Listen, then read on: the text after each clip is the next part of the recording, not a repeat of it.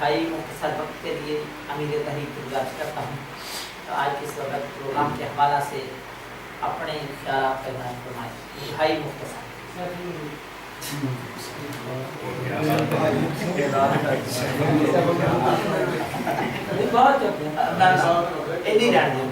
بسم اللہ الرحمن الرحیم، نحمدہ ونصلی علی رسولہ الکریم، اما بعد فاعوذ باللہ من الشیطان الرجیم، بسم اللہ الرحمن الرحیم، رب اجعلنی مقیم الصلاۃ ومن ذریتی ربنا وتقبل دعاء، ربنا اغفر لی ولوالدی وللمؤمنین یوم یقوم الحساب۔ قال النبی صلی اللہ علیہ وسلم اذا مات الانسان انقطع عملہ الا من ثلاث او صدقۃ جاریۃ او علم ينتفع به او ولد صالح يدعو له او كما قال صلی اللہ علیہ وسلم۔ نہایت ہی واجب الاحترام حاضرین گرامی قدر، نعت خوان حضرات اور کمیونٹی کے معززین، ماشاءاللہ محترم جاوید اقبال اوان صاحب جو کہ منہاج القرآن انٹرنیشنل کی سینئر نائب صدر ہیں، انہوں نے اپنے والد مرحوم مغفور کے سال ثواب کے لیے ایک بڑی حسین محفل کا انعقاد کیا ہے۔ اللہ کریم کے حضور دعا ہے کہ اللہ تعالیٰ ان کے والد مرحوم مغفور کی درجات بلند فرمائے، اللہ کریم کروٹ کروٹ انہیں جنت الفردوس عطا فرمائے، اور جو حضرات دور دراز سے چل کر یہاں پر دعائے خیر کے لیے حاضر ہوئے ہیں، اللہ کریم سب کو بھی جزائے خیر دے، اللہ سب کا آنا قبول فرمائے۔ صرف 10 منٹ میں اپنی بات کو کلوز کروں گا۔ ایک میں نے آیہ کریمہ قرآن پاک کی پڑھی ہے جو کہ ہمارے مسلمانوں کے بچے بچے کو ازبر ہے، حفظ ہے، ہم ہر نماز کے اندر اس آیت کی تلاوت کرتے ہیں۔ رب اجعلنی مقیم الصلاۃ ومن ذریتی ربنا وتقبل دعاء۔ یہ وہ پیاری دعا ہے جو جد الانبیاء حضرت ابراہیم علیہ السلام نے اللہ کی بارگاہ میں مانگی تھی، دعا کی تھی۔ اللہ تعالیٰ کو اس دعا سے اتنی محبت ہوئی، اللہ پاک کو یہ الفاظ اپنے نبی کی زبان سے نکلنے والی اتنے اچھے لگے کیونکہ بڑی جامع دعا ہے، مختصر سی دعا ہے مگر بڑی جامع ہے، بہت کچھ آدمی اس دعا کے اندر مانگ لیتا ہے اللہ کی بارگاہ سے۔ رب اجعلنی مقیم الصلاۃ، سب سے پہلے بندہ دعا کرتا ہے اللہ مجھے نماز قائم کرنے والا بنا، کہ مجھے ایسا بنا دے کہ میں ہمیشہ نماز کو پابندی اوقات کے ساتھ ادا کرتا رہوں۔ یہ دعا اپنے لیے بندہ کرتا ہے۔ ومن ذریتی، اور پھر عرض کرتا ہے یا اللہ میری اولاد کو بھی، میری نسل کو بھی اسی طرح نماز پر قائم و دائم رکھنا کہ وہ بھی تیرے حضور سر بسجود ہوتے رہیں، جھکتے رہیں۔ یہ دوسری دعا ہے۔ اور پھر عرض کرتا ہے ربنا وتقبل دعا، مولا تیرے سوا اور کون ہے دعاؤں کو قبول کرنے والا؟ اے ہمارے پروردگار تو ہی تو ہماری دعاؤں کو قبول فرمانے والا، اسی لیے تیری بارگاہ میں عرض کرتے ہیں۔ اور آگے پھر ربنا اغفر لی، اے اللہ کریم، اے ہمارے رب، اے ہمارے پالنے والے، مجھے بخش دے، ولی والدیہ، اور میرے والدین کو بخش دے۔ اب دیکھیں کتنی جامع دعا ہے، کیا کیا بندہ مانگ رہا ہے اس کے وَلِلْمُؤْمِنِينَ يَوْمَ يَقُومُ الْحِسَابِ، اور اللہ کریم جب حساب و کتاب کا دن آئے، یوم قیامت جب آئے تیری بارگاہ میں حاضری کا، تو سارے مومنین کی بخشش فرما، سارے مومنین کی بخشش۔ تو یہ بہترین جو بندہ یہ چاہتا ہے کہ میرے والدین کے درجات بلند ہوتے رہیں، میری والدہ میرے والد چاہے وہ زندہ ہیں یا دنیا سے چلے گئے، دونوں صورتوں میں ہر نمازی یہ دعا پڑھتا ہے، یہ دعا کرتا ہے۔ تو جو بندہ یہ چاہتا ہے کہ میرے والدین کے اللہ درجات بلند کرے، ماں ہے یا باپ ہے، اللہ پاک ان کے گناہوں کو معاف کرے، اللہ پاک ان کی بخشش فرمائے، انہیں اللہ اعلیٰ علیین میں درجے اور مقام عطا فرمائے، تو وہ اپنے آپ کو نماز کا عادی بنائے۔ سبحان اللہ۔ وہ جب نماز پڑھے گا، جب تشہد میں بیٹھے گا تو یہ دعا کرے گا۔ تو اللہ تبارک و تعالیٰ نے یہ دعا نماز کے اندر رکھی۔ اللہ تبارک و تعالیٰ نے بندے کو بتایا کہ والدین کا مقام و مرتبہ کیا ہے۔ نماز کے اندر دعا رکھی، فرمایا میری عبادت کر، پہلے میری ثنا پڑھ، پھر میری بارگاہ میں سورہ فاتحہ پڑھ، پھر مجھے سبحان ربی العظیم کہہ کے میری عظمتوں کی بات کر، پھر سبحان ربی الاعلیٰ کہہ کے میری بلندی کی بات کر، اقرار کر، میری پاکی کا بیان کر، پھر تشہد میں بیٹھ جا، پھر اپنی بدنی مالی جانی عبادتیں، اپنی ساری دین کی خاطر کی ہوئی کوششیں، اسٹرگل، وہ میری دہلیز ربوبیت پہ قربان کر، وہ یہاں پیش کر کہ مولا تحیات للہ والصلوات والطیبات، مولا میری مالی باتیں، بدنی باتیں، جانی باتیں، سب کچھ تیرے لیے، اور پھر میرے نبی آخر الزمان پر محبت کے ساتھ سلام پیش کر، السلام علیکہ ایھا النبی ورحمۃ اللہ وبرکاتہ، پھر میرے محبوب کی بارگاہ میں سلام کا نذرانہ پیش کر، اور سلام بھی غیب کے سیغے سے نہیں پڑھنی، سلام بھی تو نے حاضر کے سیغے سے اور مخاطب کے سیغے سے، اس سیغے سے سلام میرے حبیب کو پیش کرنا ہے تو نے نماز میں، جس طرح اپنے سامنے موجود حاضر کھڑے ہونے والے کو تو سلام کرتا ہے۔ سبحان اللہ، ماشاءاللہ، میرے نبی کو غیر حاضر سمجھ کے سلام نہیں کرنا کہ وہ سن نہیں رہے، یا اللہ پہنچا دے گا یا فرشتے پہنچائیں گے، نہیں، اللہ فرماتا ہے میرا نبی تیری سلام کیوں؟ اس لیے کہ میرا نبی مومن سے دور ہے ہی۔ جو بندہ یہ کہتا ہے کہ نبی پاک دور ہیں، وہ اپنے ایمان کی خبر لے، کیونکہ اللہ نے تو اہل ایمان کی نشانی یہ پہچان بتائی ہے کہ النبی اولیٰ بالمؤمنین من انفسہم، اللہ فرماتا ہے میرا نبی مومنوں کی جانوں سے بھی زیادہ ہے، مومنوں کی جانوں سے بھی زیادہ ہے۔ اپنا قرب بیان کیا، فرمایا وَنَحْنُ أَقْرَبُ إِلَيْهِ مِنْ حَبْلِ الْوَرِيدِ، میں ہر کسی کی شارع سے قریب ہوں، لیکن میرا نبی جو ہے وہ مومنوں کی جانوں سے بھی قریب ہے۔ تو فرمایا کہ سلام پیش کر آدم کے ساتھ، اور آقا دو جہاں صلی اللہ علیہ وسلم آپ نے ارشاد فرمایا کہ میرے اللہ نے جب سلام پیش کیا جاتا تھا، صحابہ بھی پڑھتے تھے سلام نماز میں، تو صحابہ نے عرض کیا یا رسول اللہ صلی اللہ علیہ وسلم، آقا جب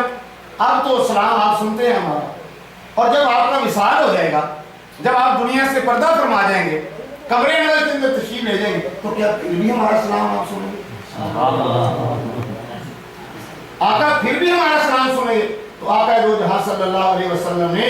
جواب میں ارشاد فرمایا ہاں اس رب کی عزت کی قسم ہے جس کے قبضہ قدرت میں میری جان ہے، میرے اللہ نے بعد الوصال میری روح کو واپس لوٹا دیا ہے کہ میں ہر امتی کا سلام سنتا بھی ہوں، جواب دیتا بھی ہوں۔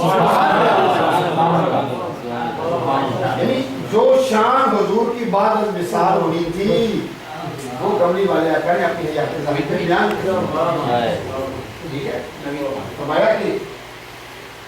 اللہ کا نبی زندہ ہو، نبی سے بات حضور نے فرمایا ان اللہ حرم علی الارض ان تاکل اجساد الانبیاء فنبی اللہ حی یرزق، حضور نے فرمایا ان اللہ، بے شک اللہ تعالیٰ نے حرام کر دیا ہے علی الارض، زمین کے اوپر، ان تاکل، یہ کہ وہ کھائے اجساد الانبیاء، نبیوں کے جسموں، مٹی نہیں نبیوں کے جسموں کو کھائے، اس کو اجازت ہی نہیں، نبیوں کے کفن کو بھی ٹچ نہیں کرتے، اور فرمایا فنبی اللہ حی، پس اللہ کا نبی اپنی قبر میں زندہ ہوتا ہے، حی یرزق، اور اللہ اپنے نبی کو اس عالم برزخ کی ضرورتوں کے مطابق اس کو رزق دیتا ہے، جو رزق عالم برزخ کا ہوتا ہے وہ رزق اللہ پاک اپنے نبی کو عطا کرتا ہے۔ پتہ ہی چلا کہ سلام حضور پر پیش کرنا، اور چند دن پہلے غالباً 29واں روزہ تھا، حضور شیخ الاسلام مدد اللہ علی آپ کا لائیو خطاب چل رہا تھا UK سے سیری کے ٹائم، تو میں وہ سن رہا تھا جس میں آپ نے اتنی اعلیٰ بحث اس پر فرمائی، اس موضوع پر کہ جو لوگ یہ کہتے ہیں جی آج اس وقت تو جب صحابہ سلام پڑھتے تھے حضور پاک موجود ہوتے تھے، تو آج جو ہے چونکہ حضور صلی اللہ علیہ وسلم موجود نہیں ہے، وصال کر گئے ہیں، تو آج السلام علیکہ کا صیغہ جو ہے وہ نہیں بولنا چاہیے، السلام علی النبی کہنا چاہیے، سلام ہو نبی پاک پر، یہ نہیں کہنا چاہیے کہ سلام ہو آپ پر اے آقا۔ حاضر سمجھتا ہے السلام علی النبی، کیونکہ آپ کو ضرورت نہیں ملی، حضور صاحب نے تشریف فرمایا نہیں ہے۔ حضور صلی اللہ علیہ وسلم نے فرمایا اچھا یہ بتاؤ کہ اس وقت جب حضور صلی اللہ علیہ وسلم حیات ظاہری میں تھے تو اس وقت بھی تو صحابہ بڑی بڑی مہموں پہ جایا کرتے تھے، کبھی بدر میں، کبھی حنین میں، حضور مدینے میں ہوتے تھے، کبھی کسی غزوہ میں، کبھی کسی نمبر، تو جب وہاں رہ کر صحابہ السلام علیکہ کہا کرتے تھے تو آقا سن لیتے تھے۔ اگر آج کوئی مسلمان یہاں سے پڑھے گا تو مصطفیٰ مدینے میں کیوں نہیں سنا؟ اور پھر انہوں نے ایک اعتراض کا ذکر کیا کہ بعض لوگ جو اس عقیدے کے مخالف ہیں کہ حضور سنتے نہیں ہیں، وہ کہتے ہیں جی یہ السلام علیکہ ایھا النبی یہ نماز میں حقائق آیا ہے۔ بات سمجھے کہ یہ تو ایک واقعہ ہوا تھا شب معراج، کہ وہاں شب معراج پر اللہ تعالیٰ نے اپنے حبیب کو سلام پیش کیا، تو وہ ایسے وہ حقائق ایک واقعے کے طور پر ہم اس کو پڑھتے ہیں، یعنی کہ اس کا حضور کے سننے کے ساتھ کوئی تعلق نہیں ہے، وہ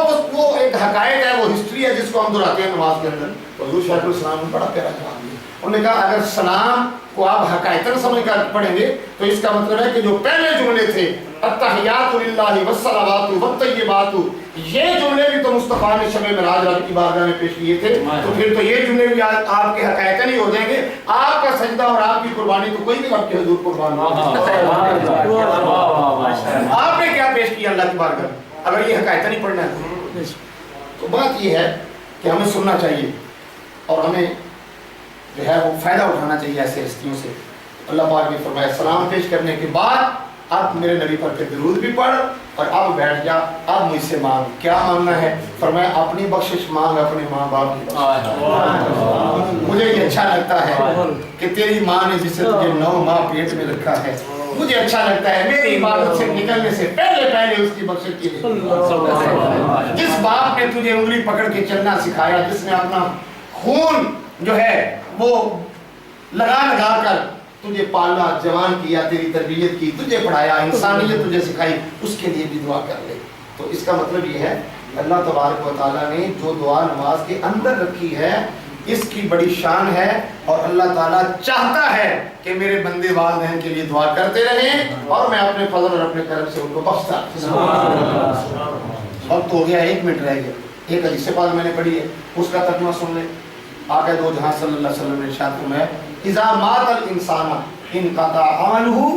جب انسان فوت ہو جاتا ہے، مر جاتا ہے، اس کے اعمال کا سلسلہ منقطع ہو جاتا ہے۔ یعنی مرنے والا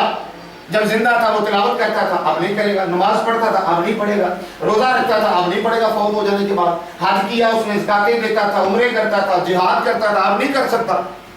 اذا مات الانسان، جب انسان مر جاتا ہے، انقطع عملہ، اس کے اعمال کا سلسلہ منقطع ہو جاتا ہے، الا من ثلاث، حضور نے فرمایا 3 اعمال کے علاوہ، 3 اعمال کے علاوہ، الا من ثلاث، 3 عمل ایسے ہیں جو مرنے کے بعد بھی بند نہیں ہوتے، جاری رہتے ہیں۔ یا رسول اللہ صلی اللہ علیہ وسلم، وہ کون سے؟ فرمایا او صدقۃ جاریہ، اگر مرنے والے نے اپنی زندگی میں کوئی ایسا عمل کیا، نیک عمل کا آغاز کر دیا جو اس کے مرنے کے بعد بھی جاری و ساری رہے، تو وہ مرنے کے بعد لوگ اس کے اوپر چلتے رہیں گے، عمل کرتے رہیں گے، اللہ کریم اس کا وہ اکاؤنٹ بند نہیں کرے گا، وہ دنیا میں جو اس نے نیک عمل کا آغاز کیا تھا، بعد میں اس پر، بعد میں آنے والے اس پر جو ہے اس کی پیروی کرتے رہیں گے، اللہ کریم اس کا ثواب بھی اسے دے گا جو اس نے آغاز کیا تھا نیکی کا، اور جو بعد میں کرتے رہیں گے اس میں سے بھی کچھ حصہ اللہ پاک جو ہے وہ شروع کرنے والے کو۔ او علم ينتفع به، یا مرنے والے نے اپنی زندگی میں نفع والا علم کسی کو پڑھایا ہو جس سے وہ مرنے وہ دنیا سے چلا جائے اور کوئی اس علم سے نفع حاصل کرتا رہے، دنیاوی نفع ہو یا اخروی نفع ہو، ٹھیک ہے۔ تو حضور نے فرمایا وہ صدقہ جاریہ بھی صدقہ جاریہ، اس علم کا ثواب اس کو ملتا رہتا ہے۔ اور آخری چیز جو حضور نے فرمایا او ولد صالح، یا پھر مرنے والا نیک اولاد چھوڑ دیا، اور والدین سالم خالی اولاد نہیں، خالی پترا تو کوئی فخر والی گل نہیں ہے تیاں پترا دے میرے ساتھ پتر نے میرے پانچ تیاں نے میرے اہل پتر نے میرے بیٹے نہیں. حضور نے فرمایا خالی اولاد والا خوش قسمت نہیں، وہ خوش قسمت ہے مرنے کے بعد جو نیک اولاد چھوڑتے اللہ کی فرما بردار اولاد چھوڑ کے گیا، تاجدار کائنات صلی اللہ علیہ وسلم سے عشق و محبت کرنے والے بیٹے اور بیٹیاں چھوڑ کے گیا، مصطفیٰ کریم پر درود و سلام پڑھنے والے بیٹے بیٹیاں چھوڑ کے گیا ہے، اللہ کے حضور سر پر سجود ہونے والے بیٹے بیٹیاں چھوڑ کے گیا. او ولد صالح، اور پھر صرف صالح پر بھی بات ختم نہیں کی، آگے آ کر فرمایا یدعو لہو. یہ بھی ممکن ہے بندہ نمازیں تو پڑھتا رہے اس کی اولاد سارا کچھ کرتا ہے مگر کبھی اس کے لیے دعا ہی نہ کرے ماں باپ کے لیے. تو حضور نے فرمایا اس میں عقیدے کی بھی وضاحت کر دی کہ عقیدہ بھی وہی حق ہے جس عقیدے میں مرنے والوں کے لیے دعائیں ہوتی ہیں. ولد صالح یدعو لہو، یا پھر مرنے والا نیک اولاد چھوڑ کے جائے اور وہ اپنے والدین کے لیے دعا کرنے والی. آج ہمارے محترم جاوید اقبال اوان صاحب، ظفر اوان صاحب، انہوں نے یہ جو آخری چیز ہے خیر فرمایا تھا نیک اولاد دعا کریں. مبارکباد پیش کرتا ہوں ان کو، انہوں نے یونان کی سرزمین پر دوست احباب کو جمع کر کے اپنے والد کو یاد رکھا، دعا کے لیے اکٹھا کیا، ذکر و اذکار کیا، نعت خوانی کی محفل کی، اور ان کے لیے بزرگوں کے لیے دعا کرتے ہیں اللہ کریم ان کے لیے درجات بلند فرمائے اور قبر و شر کی منزلیں آسان فرمائے. وما علینا الا البلاغ. یہ ویسا بکیار جی